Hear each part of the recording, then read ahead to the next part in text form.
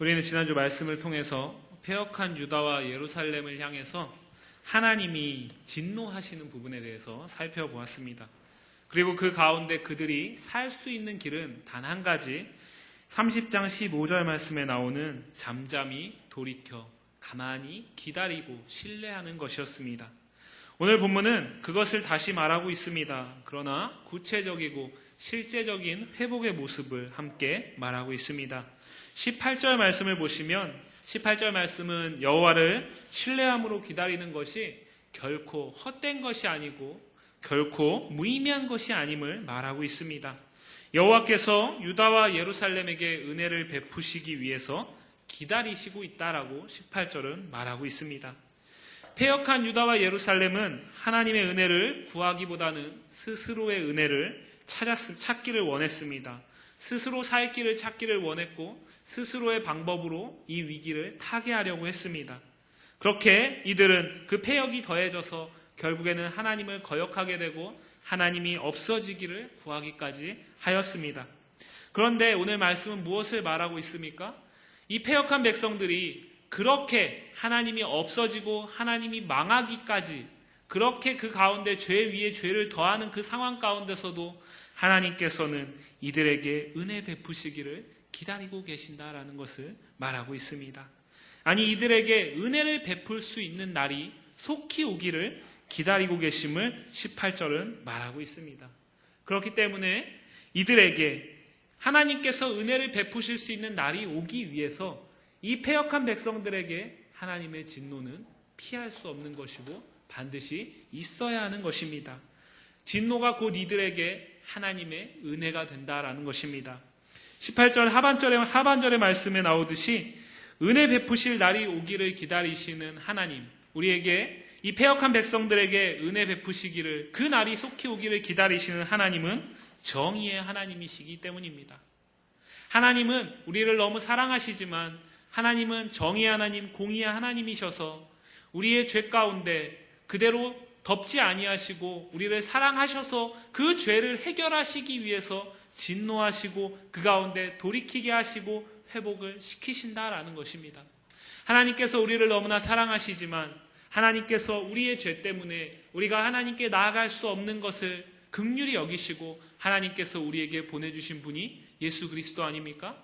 그 예수 그리스도께서 무죄하시지만 십자가에 달려 돌아가시는 것이 하나님의 진노가 그 가운데 나타난 것입니다. 그 진노하심이 없으셨다면 우리는 하나님의 십자가의 그 사랑을 경험할 수도 없게 되는 것입니다. 그렇기 때문에 하나님의 진노가 없는 하나님의 사랑을 기대한다라는 것은 불가능한 것이고 잘못된 것임을 오늘 말씀은 우리에게 이야기하고 있는 것입니다.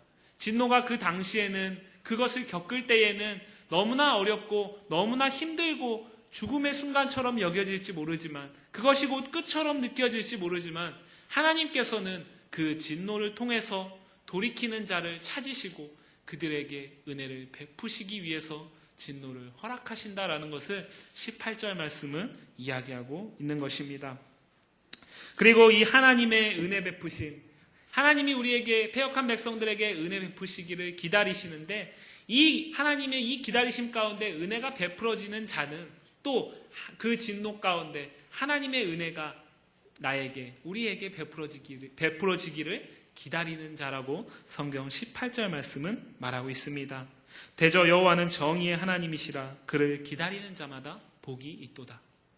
하나님의 진노, 그 가운데서 하나님의 회복, 하나님의 은혜를 바라보고 돌이키고 그의 패역에서 돌이켜서 하나님의 은혜, 그것을 기다릴 수 있는 자에게 하나님의 은혜가 은혜로서 역사할 수 있다는 것입니다. 그렇지 않으면 진노를 하나님의 은혜로 받아들일 수 없기 때문에 그 가운데 하나님을 찾을 수도 없고 하나님께 돌이킬 수도 없습니다. 오히려 죽을지언정 하나님을 원망하고 하나님이 망하게 하기를 구하게 될 것입니다. 그러한 자들에겐 하나님의 은혜가 임할 수 없습니다. 우리가 예수 그리스도의 은혜로 구원을 받았고 그 은혜를 힘입어서 이 자리에 있지만, 모든 사람에게 그 기회가 주어졌지만 우리가 그 중에서 그 은혜를 기다리고 사모함으로써 하나님의 은혜가 우리에게 베풀어졌기 때문에 우리가 이 자리에 있고 예배하는 것 아니겠습니까? 오늘 말씀에서도 동일하게 그것을 이야기하고 있습니다. 진노 가운데서도 그 전까지는 패역하고 그 전까지는 죄 가운데 거했을지라도 그들이 돌이킬 때에 그 진노 가운데 이제 모든 것들이 막혀서 살 길이 하나님밖에 없다라고 생각하고 하나님의 은혜가 베풀어지기를 기다리는 자에게 하나님께서는 약속하신 대로 기다렸다는 듯이 그들에게 은혜를 베푸신다라는 것을 18절 말씀은 이야기하고 있습니다. 그리고 18절 중반절에서는 하나님께서 은혜 베푸시기를 기다리시는 것을 마치 가만히 앉아 있는 것과 같다라고 말합니다. 그래서 하나님께서 그 은혜를 베푸실 수 있는 날이 왔을 때에는 일어나셔서 그를 기다리는 자에게 은혜를 베푸시기를 기뻐하시는 자로 오늘 18절 말씀에 나타나고 있습니다. 계속해서 19절 말씀을 보시면 19절 말씀에서는 우리가 계속해서 이사야 말씀을 통해 보았던 그 말씀이 다시 나오고 있습니다. 그날에는 하나님께서 은혜를 베푸시는 그날에는 그의 은혜 베푸심을 기다리는 자에게 하나님께서 다시는 통곡하지 아니하시게 할 것이다 라고 말하고 있습니다. 그 눈에 눈물을 닦아주실 것이고 다시는 슬픔도 질고도 고통도 아픔도 없을 것이다 라고 말하고 있습니다. 근데 이것은 무엇 때문입니까? 19절 하반절 보시면 그가 내 부르짖는 소리로 말미암아 내게 은혜를 베푸시되 그가 들으실 때에 내게 응답하시리라. 아멘. 무엇입니까? 하나님께서는 우리에게 은혜 베푸시기를 기다리시고 은혜 베푸시기를 기뻐하시는 분이시지만 그래서 하나님께서는 우리가 하나님께 돌아갈 때에 돌이킬 때에 예비하신 은혜를 기쁜 마음으로 베푸시지만 그 은혜를 베푸시기 위해서는 우리의 간절한 부르짖음이 있어야 된다는 것입니다. 부르짖음이 곧 하나님께로 돌아가는 것으로 하나님은 하나님께로 돌이킨 모습으로 여기신다라는 것입니다. 아, 너희가 이제는 패역을 그치고 나를 찾아왔구나. 그것이 하나님께 부르짖고 엎드려서 기도하는 것, 그것을 하나님께서는 은혜 베풀 날이 이제 왔구나 라고 여기신다라는 것입니다. 그렇기 때문에 우리는 기도해야 하는 것입니다. 우리가 기도하지 않아도 하나님께서는 하나님의 뜻 가운데 하나님의 계획대로 그 작정을 이루실 것입니다.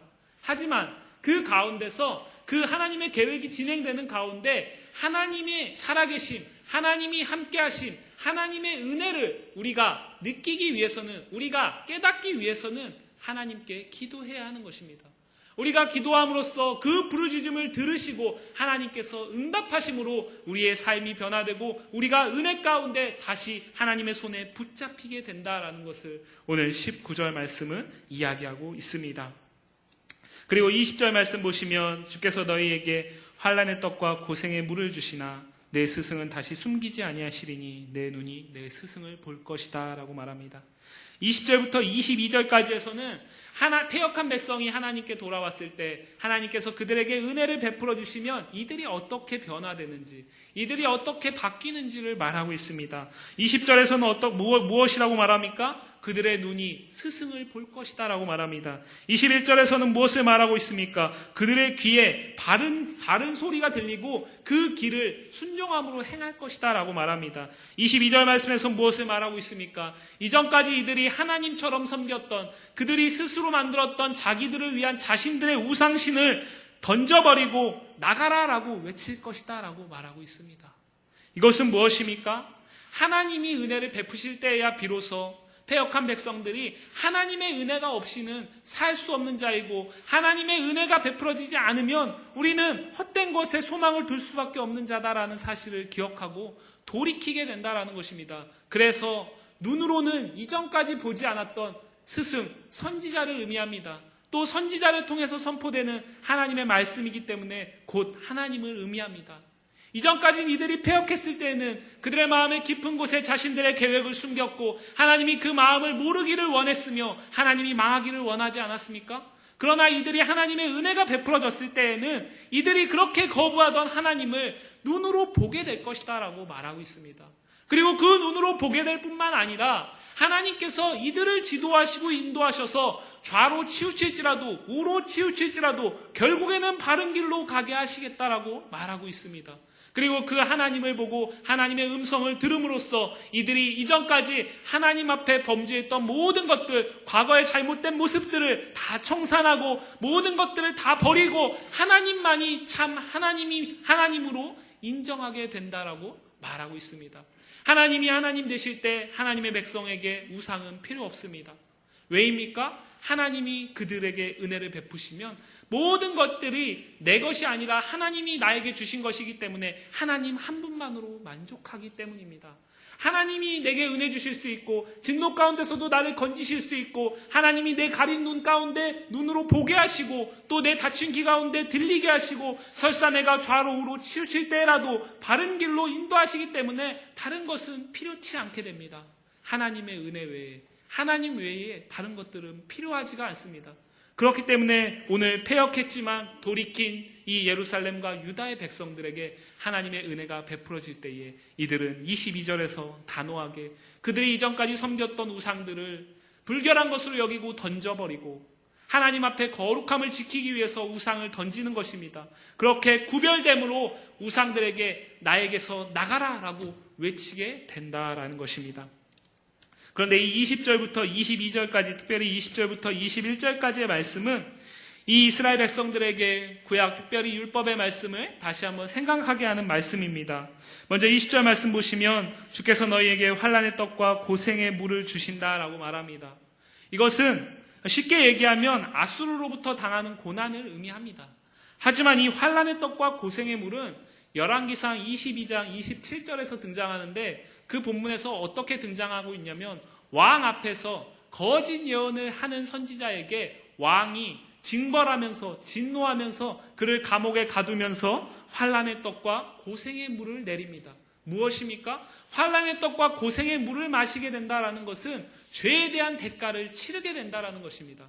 다시 말씀드려서 오늘 이들은 하나님의 은혜를 힘입을 수 없는 자들임을 말하고 있습니다. 하나님이 이들에게 은혜를 베푸실 이유가 하등 없습니다. 왜냐하면 이들은 죄인이기 때문입니다. 하나님의 진노를 피할 수 없는 죄인이기 때문입니다. 그래서 이들이 환난의 떡과 고생의 물을 하나님께서 마실 수밖에, 먹을 수밖에 없게 하신다라고 20절은 말합니다. 그러나 무엇이라고 말합니까? 스승은 다시 숨기지 않는다라고 말합니다. 기억하실지 모르겠지만 이들이 패역했을 때 하나님께서 이들에게 하나님의 말씀을 숨기시고 율법책을 봉인하시는 것을 우리는 이미 말씀을 통해 보았습니다. 이들이 환난의 떡과 수고의 물을 마실지라도 고생의 물을 마실지라도 다시 하나님의 말씀이 이들 앞에 계시로서 나타날 때에 그것 자체가 이들에게 은혜 아니겠습니까? 우리가 환난의 떡과 고생의 물과 같은 어떤 어려운 일들을 겪고 환난과 질고가 우리의 인생 가운데 있다 하여도 우리가 그 모든 것들을 다 감사함으로 견딜 수 있는 것은 하나님이 우리와 함께 하심에 대한 확신 때문 아니겠습니까? 이들에게 환난의 떡과 고생의 물을 마시는 것, 먹는 것, 그것이 그때에는 너무나 힘들고 어렵지만 그것 때문에라도 하나님께서 다시 은혜 주셔서 이들에게 봉인된 계시가 풀리고 하나님의 말씀이 하나님의 말씀으로 다시 들려진다면 그것이 곧 이들에게 은혜다라는 것입니다. 22절, 21절 말씀 보시면 오른쪽으로 치우치든지 왼쪽으로 치우치든지 라고 말씀이 나오고 있습니다. 이 말씀은 신명기 5장에 등장합니다. 신명기 5장 32절과 33절 말씀은 이렇게 말하고 있습니다. 여호와 하나님께서 너희에게 명령하신 대로 너희는 삼가 행하여 좌로나 우로나 치우치지 말고 너희 하나님 여호와께서 너희에게 명령하신 모든 도를 행하라. 그리하면 너희가 살 것이요 복이 너희에게 있을 것이며 너희가 차지한 땅에서 너희의 날이 길리라. 아멘. 신명기 5장에서 놀라운 복을 선포하고 있습니다. 너희가 좌로나 우로나 치우치지 않고 여호와 하나님의 명하신 대로 행하면 너희가 살 것이고 복이 너희에게 있을 것이고 너희가 차지한 땅에서 너희의 날이 길리라. 이 복이 우리에게 있기를 다들 원하실 것입니다. 그런데 이 말씀은 어디에 등장하고 있냐면 신명기 5장에는 십계명이 등장하고 있습니다. 하나님께서 이스라엘 백성, 그의 택한 백성들을 구별하시기 위해서 주신 그 십계명 말씀을 다 주시고 난 이후에 너희가 이 말씀대로 준행하고 이 말씀대로 행하면 나는 너희에게 복을 주시겠다라고 말하는 것입니다. 그런데 이 말씀을 듣는 우리는 지금 알고 있습니다. 십계명을 온전히 하나도 어기지 않고 지킬 수 있는 사람은 이 땅에 없습니다. 그렇다면 이 말씀은 무엇이겠습니까? 좌로나 우로나 치우치지 않고 내가 좌로 가고 싶을 때도 십계명의 길을 따라서 옳게 가는 자, 우로 가고 싶어도 하나님의 말씀을 따라서 하나님의 바른 길을 걷는 자, 그 자에게 하나님께서 복을 주시겠다라고 신명기는 말하고 있는데, 그렇게 할 수 있는 자는 아무도 없다라는 것입니다. 우리에게는 죄성이 있기 때문에 하나님의 계명을 우리 스스로 우리의 의지로 우리의 능력으로 온전히 지킬 수 있는 자는 한 사람도 없습니다. 그렇다면 이 말씀은 우리에게 불가능한 것을 말하고 있는 것이겠습니까? 그렇지 않습니다. 오늘 신명기 말씀은 이사야 30장에서 더 놀라운 복으로 선포되고 있습니다. 21절 말씀 보시면 너희가 오른쪽으로 치우치든지 왼쪽으로 치우치든지 내 뒤에서 말소리가 내 귀에 들려 이르기를 이것이 바른 길이니 너희는 이리로 가라 할 것이라. 아멘. 무엇입니까? 신명기 말씀에서는 우리가 하나님의 말씀을 떠나게 되면 좌로나 우로나 치우치게 됩니다. 그래서 하나님의 말씀의 정도를 따라 걸을 때에 복을 주시겠다라고 말씀하셨습니다. 그런데 그럴 수 있는 자는 아무도 없고요. 그것을 증명이라도 하듯이 오늘 이 말씀에 나오는 예루살렘과 유다는 좌로나 우로나 치우쳤습니다. 하나님의 말씀의 그 길을 바로 정로를 걷지 못하고 자신들의 생각에 맞는 대로 때로는 좌로 때로는 우로 하나님의 말씀을 떠나서 살았습니다. 그러한 자들이 하나님의 은혜가 다시 이들에게 부어질 때에는 하나님께서 이들이 스스로 좌로 우로 치우침 없이 살 수 없는 것을 아시기 때문에 하나님의 말씀을 온전히 그 계명을 준행하면서 살 수 있는 의지와 능력이 없다라는 것을 아시기 때문에 그냥 내버려두면 은혜를 힘입어서 잠깐 돌아올 수 있지만 다시 또 이들이 자신들의 생각대로 가지 않겠습니까? 그렇기 때문에 하나님께서 무엇이라고 말합니까? 너희가 우측으로 치우실 때는 그것은 잘못된 길이다. 이 길이 바른 길이다. 왼쪽으로 치우실 때는 그쪽 길은 잘못된 길이다. 내 길은 이 길이다. 마치 목동이 양을 칠 때에 그 양의 무리를 이끌면서 양이 우로 가려 할 때에 뒤에서 소리쳐서 가운데로 오게 하고 좌로 가려 할 때에 가운데로 오게 하는 것처럼 목자 되신 하나님께서 그의 택한 백성에게 은혜를 베푸실 때에 그들이 할 수 없는 것들을 하나님께서 친히 좌로 치우칠 때에 말씀하셔서 다시 오게 하시고 우로 치우칠 때에 말씀하셔서 다시 오게 하시겠다라는 것입니다. 다시는 하나님의 품을 떠나지 않고 하나님께서 예비하신 복을 이들이 누릴 수밖에 없게 만드시겠다라는 것입니다. 그렇기 때문에 이들에게 다시는 눈물이 없습니다. 그렇기 때문에 이들은 다시는 하나님을 떠날 수가 없습니다. 하나님의 은혜 외에 다른 것들은 필요가 없는 것입니다. 그렇기 때문에 22절 말씀에서 다시 말씀드리지만 그전까지 이들이 만들었던 자신들을 위해 만들었던 우상들을 이제는 과감하게 던져버릴 수 있는 것입니다. 이스라엘 백성들에게 우상은 어떤 의미이냐면 이들은 가나안 땅에 있을 때에 우상을 왜 섬기게 되었냐면 그 가나안 땅의 사람들은 농사를 짓고 살았습니다. 그런데 보니까 그 사람들은 농사에 꼭 필요한 비가 필요할 때에 바알신과 아세라신에게 제사를 지내는 모습을 보았습니다. 그래서 이 이스라엘 백성들이 가나안 땅에 들어와서 무슨 생각을 하게 됐냐면 우리 하나님은 이 농사는 주관할 수 없는 분이신가 보다. 저들이 섬기는 저 바알과 아세라가 이 농사는 주관할 수 있는 신인가 보다. 그래서 아무 생각 없이 바알과 아세라를 숭배하면서 농사를 짓기 시작한 것입니다.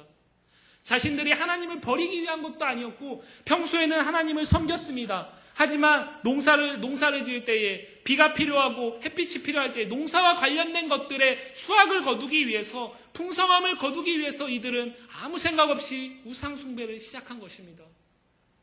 그 우상이 이제는 필요 없어졌다라는 것입니다. 하나님이 저 우상보다 능하시고 저 우상과는 비교할 수 없는 참 신이시기 때문에 이들이 하나님의 은혜가 다시 이들에게 베풀어질 때에 이들은 모든 우상을 집어던지게 된다라는 것입니다. 우리가 하나님의 은혜를 우리의 가슴 깊이 채울 때에 우리가 하나님의 그 은혜의 감격이 우리 마음을 충만하게 사로잡을 때에 우리가 그전까지 사로잡혔던 모든 것들을 다 내버리게 되지 않습니까? 물질의 어려움 가운데서도 우리가 감사할 수 있는 것은 하나님의 은혜가 더 크기 때문 아니겠습니까? 삶의 즐겁 가운데도 우리가 감사할 수 있는 것은 그래도 하나님의 함께 하심의 은혜가 있기 때문 아니겠습니까? 그런데 그것들이 이스라엘 백성들에게는 출애굽한 이후에 가나안 땅에 들어가서 승승장구할 때까지는 그것들이 남아 있었는데 그곳에서 그들이 살면서 자신들을 위한 신들을 찾아 나서다 보니까 하나님이 하나님 되시지 못하게 만들었다라는 것입니다. 하나님께서는 이들에게 은혜를 다시 베풀어 주심으로 하나님이 그들의 유일하신 하나님이 되시기를 원하심을 오늘 말씀은 말하고 있습니다. 또 23절부터 26절까지의 말씀도 역시 신명기 28장 11절과 12절을 모티브로 삼고 있습니다. 신명기 28장 11절과 12절은 이렇게 말합니다. 여호와께서 내게 주리라고 내 조상들에게 맹세하신 땅에서 내게 복을 주사 내 몸의 소생과 가축의 새끼와 토지의 소산을 많게 하시며 여호와께서 너를 위하여 하늘의 아름다운 보고를 여시사 내 땅에 때를 따라 비를 내리시고 내 손으로 하는 모든 일에 복을 주시리니 내가 많은 민족에게 꾸어줄지라도 너는 꾸지 아니할 것이요. 아멘. 신명기 28장의 이 복의 말씀이 오늘 23절과 24절에서 우리를 이 말씀을 생각하게 합니다. 하나님이 종자에 비를 주신다라고 말합니다. 그리고 곡식을 풍성하고 기름지게 하시고 가축이 즐거워하며 그들이 풀을 뜯어먹고 풍성해질 것을 23절과 24절은 말하고 있습니다. 이것은 회복의 은혜가 베풀어질 때에 예루살렘과 유다에게 베풀어질 복입니다. 이들이 그 은혜 가운데 누리게 될 것들입니다. 아수르의 압제와 핍박, 전쟁의 위기 가운데는 도저히 누릴 수 없는 풍성함과 안식이 하나님의 은혜가 다시 이들에게 기다리는 자들에게 베풀어질 때에 그들에게 허락될 것을 말하고 있습니다. 다시 말씀드리지만 신명기에서 약속된 복은 순종하는 자에게 예비된 것입니다. 패역한 백성들은 결코 누릴 수 없는 것입니다. 그러나 하나님의 은혜가 강권적으로 베풀어질 때에 놀라운 회복이 있을 것을 오늘 본문은 말하고 있습니다. 그렇기 때문에 우리가 하나님의 은혜를 누리는 것도 그 복을 누리기 위해 순종하게 되는 것도 전적이고 강권적인 하나님의 은혜 베푸심이 있어야만 가능한 것임을 기억하시기를 부탁드립니다. 우리가 예배에 오는 것도, 우리가 기도하는 것도, 우리가 삶 가운데 어려움 가운데서 하나님을 찾는 것도 다 하나님의 은혜 베푸심이 없으셨다면 불가능한 것입니다. 18절 말씀을 우리가 처음 읽을 때에는 하나님의 은혜 베푸심, 그 하나님의 은혜를 베푸시기를 기다리시고 하나님의 은혜 베푸심을 기다리는 자들이 있을 때에 하나님의 은혜가 베풀어진다라고 이야기하지만 결과적으로 말씀드리면 하나님은 은혜 가운데 자신의 은혜를 베푸시기를 기다리는 자들을 만드시고 그들에게 약속한 은혜를 베푸신다라는 것입니다. 우리가 예수를 믿는 것이 하나님의 은혜 베푸심 가운데 받은 은혜입니다. 그것을 위해서 우리가 한 것이 무엇이 있습니까? 아무것도 없습니다. 어떤 사람이 전도를 받고 어떤 말씀을 듣고 은혜를 받았지만 결국에는 그 가운데서 하나님의 강권적인 은혜 베푸심이 없으셨다면 우리는 죽을 수밖에 없는 자들 아니겠습니까? 오늘 이 말씀은 그것을 이야기하고 있습니다. 하나님께서는 신명기의 말씀 가운데서는 순종하는 자에게 복을 주시겠다라고 말씀하시지만 그때에도 하나님께서는 스스로 순종하면서 하나님이 예비하신 복을 받아 누릴 수 있는 사람은 아무도 없다라는 것을 아셨기 때문에 오늘 이들이 불순종할 수밖에 없는 이 상황 가운데 패역을 행할 때에 진노 가운데서 이들을 돌이키시고 이들에게 다른 큰 은혜를 베푸실 때에는 이들이 순종할 수 있는 은혜까지 허락하시면서 약속된 복을 주시겠다라는 것입니다. 하나님께서 은혜를 베푸시기를 기뻐하시기 때문에 하나님께서 은혜 베푸시기를 기다리셨기 때문에 아무도 하나님을 찾지 않을 때에 하나님을 찾을 수 있는 자들을 하나님께서 세우시고 만드시고 그들에게 은혜를 베푸심으로 하나님이 예비하신 복을 누리게 하신다라는 것입니다. 25절 말씀 보시면 그 날은 분명 크게 살육하는 날 망대가 무너질 때입니다. 이 말씀을 1차적으로 대하는 유다와 예루살렘 백성들에게 그 날은 하나님의 은혜가 베풀어지는 날은 분명히 아수르의 진노, 아수르의 위협이 멈춰야 되는 날입니다. 그 전쟁의 위기 가운데는 생명력을 상징하는 물이 온 천지를 뒤덮을 수 없습니다. 하지만 하나님의 은혜가 베풀어질 때에는 고산마다 줄령마다 그 뒤에 개울과 시냇물이 철철 흘러넘칠 것이다 라고 말합니다. 26절 말씀은 무엇이라고 말합니까? 그 날은 여호와께서 자기 백성의 상처를 싸매시며 그들의 맞은 자리를 고치시는 날이라고 말합니다. 이스라엘 백성들이 왜 패역함으로 하나님을 거부할 수밖에 없었겠습니까? 하나님이 그들을 택했다라고 말하고 그들은 하나님의 특별한 선택을 받았다라고 스스로 믿고 있는데 하나님을 믿지도 않고 하나님을 알지도 못하는 자들을 통해서 어려움을 당할 때에 하나님을 인정할 수 없었던 것입니다. 왜냐하면 그 아수르로부터 당하는 위협이 어쩌면 이 유다와 예루살렘의 명운을 가르기 때문입니다. 어쩌면 아수르로 인해서 망할 수도 있기 때문입니다. 그렇기 때문에 이들은 그 가운데 하나님의 진노가 잠깐 그들에게 허락하는 은혜 베푸시기 위한 과정이라고 여기지 못하고 자신들을 죽을 수밖에 없는 나락으로 몰고 가는 위기라고 받아들였던 것입니다. 그런데 오늘 말씀 26절은 무엇이라고 말합니까? 그것은 아수르로 인해서 진노를 받을 수밖에 없는 유다와 예루살렘의 그것은 자기 백성의 상처를 싸매시는 것이고 그들의 맞은 자리를 고치시는 것이라고 말합니다. 우리가 아이들을 키울 때 부모님들이 아마 다 경험해 보셨겠지만 아이들이 달리다가 넘어져서 무릎이 까지면 아이들은 당장 엄청 막 아프고 곧 죽을 것처럼 웁니다. 하지만 부모님들은 그렇게 염려하지 않습니다. 왜입니까?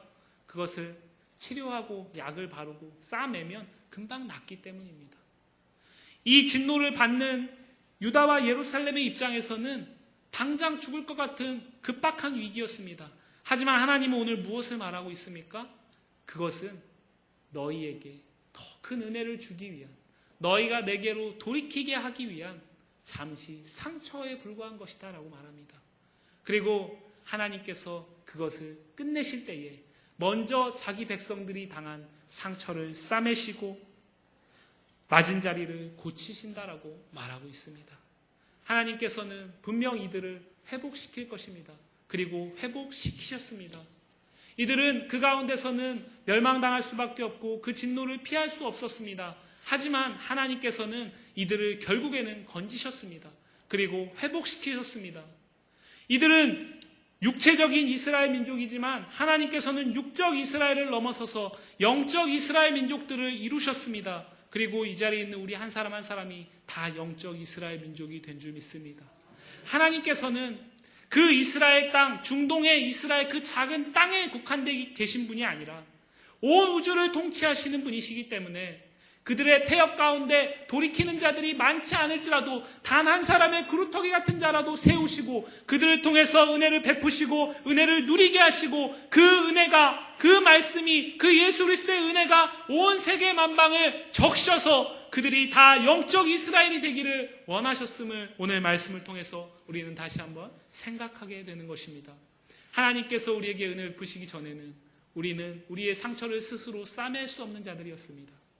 하나님께서 우리에게 은혜를 베푸시기 전에는 우리의 맞은 자리를 스스로 고칠 수 없는 자들이었습니다. 하나님께서 은혜를 베푸시기 전에는 우리는 죄인이었기 때문에 스스로 하나님을 찾아올 수 없는 자들이었습니다.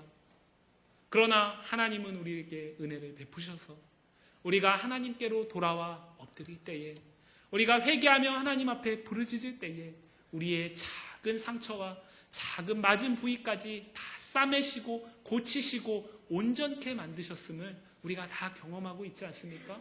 오늘 말씀은 그것을 이야기하고 있습니다. 1차적으로는 아수르의 진노 가운데서 회복이지만 사실은 온 우주를 통치하시는 하나님의 영원한 회복을 의미하고 있다는 것입니다. 영원한 회복이어야 다시는 통곡이 없을 수 있지 않겠습니까? 아수르로부터 잠깐 피함으로써 이들이 다시는 통곡하지 않고 다시는 패역하지 않을 수 있겠습니까?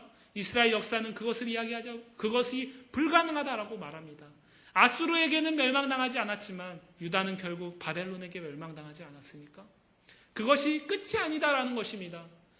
하나님은 그렇게 육적인 이스라엘, 지리적인 이스라엘은 망한 것처럼 보이지만 영적인 이스라엘, 영적 아브라함의 자손들을 온 세계 만방에 퍼뜨려 가셨다라는 것입니다. 그리고 그들을 온전히 회복시킬 그날을 기다리고 기대하시고 계심을 오늘 말씀은 이야기하고 있습니다.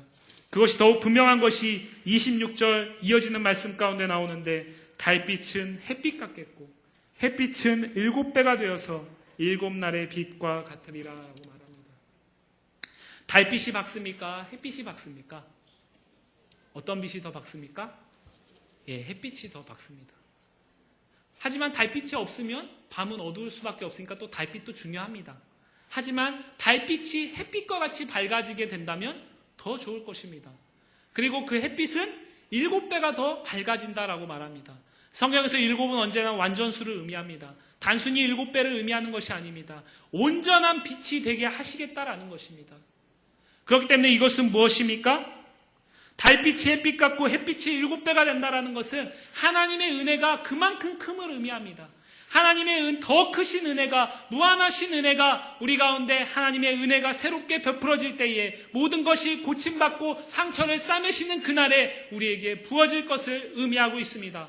뿐만 아니라 오늘 이것은 우리에게 7날의 빛과 같다라는 표현을 사용하고 있습니다. 성경에서 7날은 언제입니까? 천지창조를 의미합니다. 하나님께서 세상의 모든 만물을 만드실 때에 창세기 1장을 보시면, 제가 설교 시간에도 몇 번 말씀드렸지만 창세기 1장을 보시면 타락하기 이전에, 범죄하기 이전에 하나님께서 만드신 모든 만물은 하나님이 보시기에 어땠습니까? 심히 좋았습니다. 좋았습니다. 하나님이 보시기에 아주 좋게 각자가 하나님의 뜻에 맞게 기능을 하고 있었다라는 것입니다. 빛이 빛을 잃어버리면 온전한 기능을 할 수 없습니다. 빛이 밝음을 잊어버리면 그 빛은 더 이상 빛이라 할 수 없습니다. 달빛이 햇빛 같고 햇빛이 7배와 같이 온전한 빛이 되게 하신다라는 것은 하나님께서 에덴에서 만드셨던 그 모든 창조, 새로운 에덴으로 회복시키시겠다라는 것을 말하고 있습니다. 요한계시록 말씀을 보시면 새 예루살렘은 무엇이 없다라고 말합니까? 밤이 없고 그곳에는 빛도 없다라고 말합니다. 왜입니까? 그곳에는 어둠과 빛의 차이 자체가 없기 때문입니다.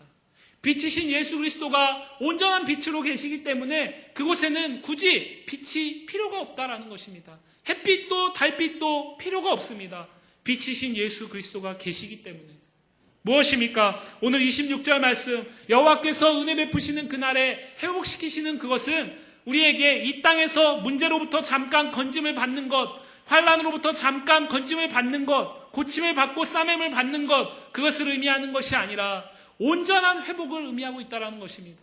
하나님께서 만드셨던 그 에덴의 그 형상을 새 예루살렘, 새 에덴으로 회복시킬 것을 말하고 있습니다. 이 하나님께서 회복시킬 이 땅에 어둠은 틈탈 수 없습니다. 악한 세력은 틈탈 수 없습니다. 하나님께서 회복시킬 이 날에 더 이상 눈물은 있을 수가 없고 통곡할 일은 생길 수가 없습니다. 패역할 수가 없습니다. 하나님이 이들을 인도하시고 이들을 지키시고 이들과 함께 하셔서 친히 빛이 되시기 때문입니다. 오늘 말씀은 우리에게 무엇을 이야기하고 있습니까? 지난주에도 말씀드렸지만 우리는 우리의 구원을 너무 장래적인 구원, 미래적인 구원, 결정적인 구원으로만 생각하고 있습니다. 오늘 말씀은 우리에게 무엇을 말하고 있습니까? 하나님의 택함 받은 자들이 그의 삶 가운데서도 하나님의 은혜가 없이는 살 수 없는 자들임을 분명히 말하고 있습니다. 이 자리에 있는 우리 모든 성도님들이 하나님의 은혜를 누리시기를 원하실 것입니다. 오늘 성경 말씀은 우리에게 무엇을 말하고 있습니까? 그것을 위해서 우리가 무엇을 해야 한다라고 말합니까? 그렇지 않습니다. 신명기에서는 우리가 순종함으로 복을 받을 수 있다라고 말하지만 우리는 그럴 수 있는 능력이 없는 사람들입니다. 우리는 타락하고 우리는 본성적으로 죄인이기 때문에 하나님의 말씀을 따라갈 수가 없는 자들입니다. 가만히 놔두면 우리는 어둠 가운데서 죄 가운데로 행할 수밖에 없는 자들이고 그러한 연약함이 있습니다. 본성적으로 하나님의 뜻을 따르기보다 거역하고자 하는 마음이 우리 가운데 있습니다.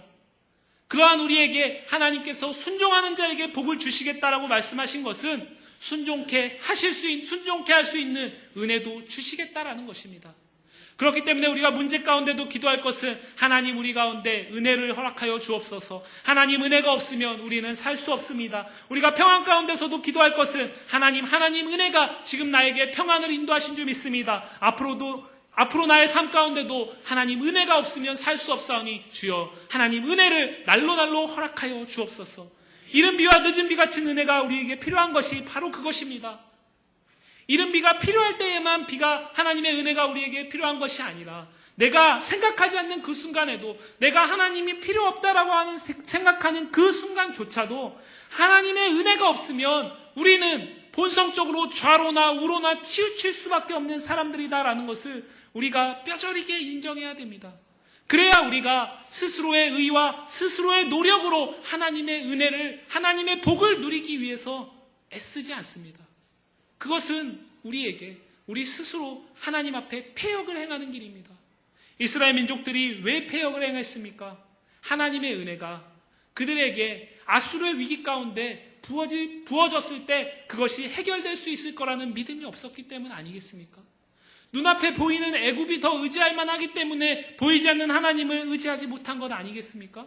하나님의 은혜를 늘 의지하고 산다라는 것은 보이지 않는 하나님이지만 마치 내가 늘 보는 것처럼 내 삶에서 늘 함께 하시는 그 하나님의 은혜가 있기 때문에 오늘도 내가 하루를 살면서 하나님 내게 생명 주신 것이 하나님 은혜입니다. 오늘도 내가 어떤 사람을 만나고 그 사람에게 유익을 끼치면서 하나님 내가 이 사람을 만나서 유익을 끼친 것 하나님의 은혜입니다. 오늘 내가 예배할 수 있는 건 역시 하나님의 은혜입니다. 모든 것이 하나님의 은혜이다라는 사실을 우리가 고백할 때에 하나님의 은혜를 우리가 더욱 기다리게 되고 하나님께서 은혜 베푸시기를 기다리시고 우리를 보시고 일어나셔서 우리에게 합당한 은혜를 베풀어 주실 수 있는 것입니다.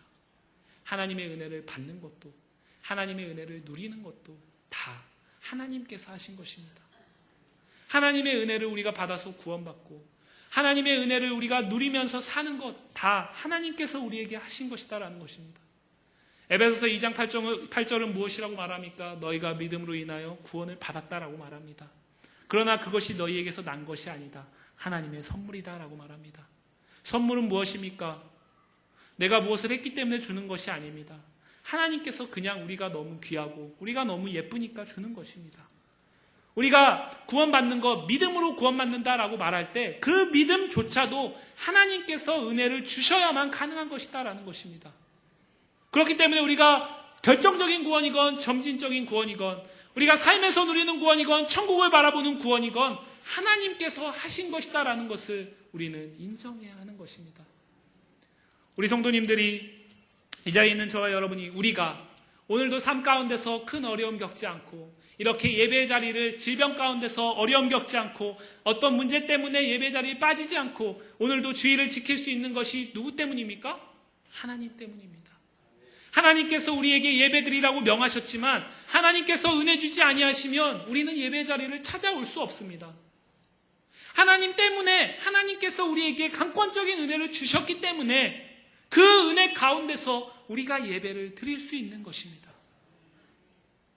사람들은 그런데 이것을 시간이 흐르면 흐를수록 마치 유다와 예루살렘 백성들이 그랬던 것처럼 자신들이 뭔가 했기 때문에 자신들이 뭔가 더 의롭고 자신들이 뭔가 더 선하기 때문에 내가 하나님 은혜 받기에 충분하기 때문에 내가 이렇게 은혜를 누리고 산다라고 생각한다라는 것입니다. 결코 우리는 그럴 수 없는 자들입니다. 단 1분 1초도 하나님의 은혜가 강권적으로 부어지지 않으면 우리는 숨 쉴 수도 없습니다. 우리는 예배할 수도 없습니다. 우리는 찬양할 수도 없습니다. 기도할 수도 없습니다.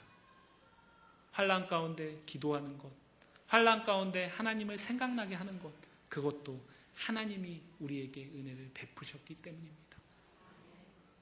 사랑하는 성도 여러분, 어떤 이는 그렇게 말합니다. 하나님의 은혜와 사람의 노력이 합해져야 거룩한 삶을 살 수 있다라고 말합니다. 하지만 오늘 성경은 그렇게 이야기하지 않고 있습니다. 하나님의 은혜와 인간의 삶, 인간의 노력이 있어야 거룩한 삶을 살게 됩니다. 하지만 인간의 그 의지적인 노력조차도 하나님의 은혜가 없이는 불가능한 것임을 성경은 말하고 있습니다. 우리가 그런 자들입니다. 그렇기 때문에 우리는 늘 깨어서 하나님의 은혜를 구해야 됩니다. 하나님의 은혜를 구하고 부르짖을 때에 하나님께서 들으시고 은혜 주시기를 기다리시면서 줄자를 두루 찾고 계시다가 그 음성을 들으시고 우리에게 약속된 은혜를 베풀어 주실 것입니다. 그리고 그 은혜 가운데 우리는 하루하루를 감사하며 하나님의 은혜 가운데 기뻐하며 살게 될 것입니다. 그렇게 우리의 하루하루의 삶이 하나님의 은혜로 채워지고 점철될 때에 우리는 천국의 구원을 더욱더 간절히 바라볼 수 있게 되는 것입니다. 왜이겠습니까? 이 세상에서는 우리가 하나님을 볼 수가 없습니다. 하지만 천국에 가면 우리가 하나님을 눈으로 볼 수가 있습니다. 이 세상에서 하나님의 은혜가 계속해서 우리 마음을 충만하게 잡고 있을 때에 우리는 바른 재림신앙을 가질 수 있습니다. 그렇지 않으면 우리의 노력으로 우리가 잘 살고 우리의 의지로 우리가 신앙생활 잘하고 우리가 어떤 선한 행위 때문에 사람들에게 인정받고 이 땅에서 행복하게 산다라고 생각하면 하나님의 나라, 그 나라를 기대할 수가 없습니다. 우리에게 하나님의 은혜 외에 다른 것이 필요 없음을 인정하는 믿음이 있기를 부탁드립니다. 그리할 때 우리가 더욱더 하나님의 하나님 되심을 인정하고 하나님 앞에만 매달리고 하나님께만 부르짖고 하나님의 은혜로만 살 수 있는 거룩한 성도들이 될 수 있을 것입니다. 이 자리에 있는 우리 모두가 그 은혜를 힘입어서 하나님이 원하시는 삶으로 하나님을 기쁘시게 하기를 간절히 주의 이름으로 축복합니다. 기도하겠습니다. 우리 시간 함께 기도하겠습니다.